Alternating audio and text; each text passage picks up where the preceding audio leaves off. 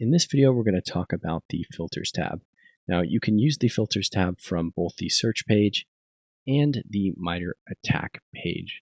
And you can locate the Filters panel by going to the top left and clicking on this funnel icon. And you will see a list of categories that we can filter on. Platform is how we're going to find content for whatever sim, EDR, or tool we are actually running. So in this example, we are actually just going to use Splunk. So let's select that and minimize that. And the next most important filter category is the content type. Now, if you didn't know, the threat detection marketplace is not just SIM rules, and even within our SIM rules, we have a couple different types of SIM rules. The most important distinction to know is the difference between the rule packs and the rules. The rule packs are what I call platform native content. So the rule packs are actually something that someone logged into a SIM, built by hand, and then exported as some kind of archive or package file for you to import in your SIM. Generally, they are a bit more kind of generic. They have multiple rules inside of them and a dashboard, and are a little bit less suited for threat hunting. The rules, on the other hand, tend to be more specific to individual threats. They are actually the category for the Sigma rules and definitely make up the bulk of the volume of our marketplace. So if we select rules, we will have a filter result that is just Sigma rules. And if we also select rule packs, we can also see content that can actually be imported as some kind of archive file into the platform. For the most part, we're going to stick with rule packs and rules. Log sources is probably the most common or most popular filtering category that is going to let us or enable us to find content that is specific to a particular log source.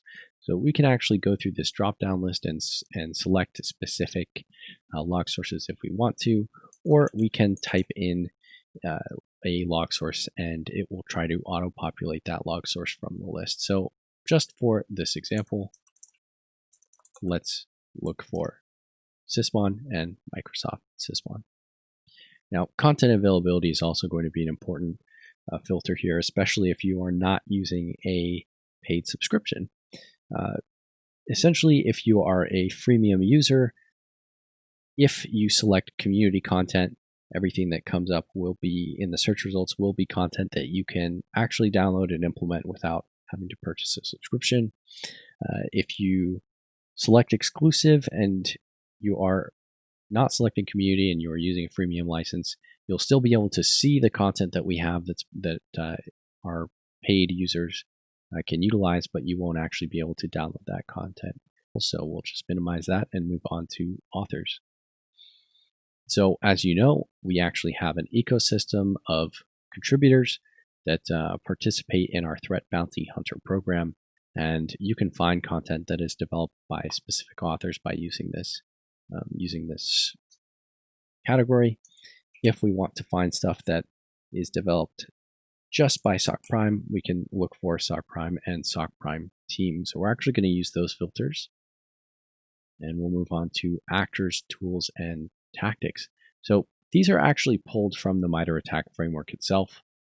You can, similar to some of the other filter categories here, you can select from the drop-down list or type something in and it will try and autofill it for you. These should all be pretty straightforward. Generally, I like to either search for a specific threat actor, or if I want to get even more specific, I will look at the MITRE ATT&CK reference pages for a specific actor and just search for the tools that threat actor uses instead. So if you're looking to align yourself with the MITRE ATT&CK framework, these are the different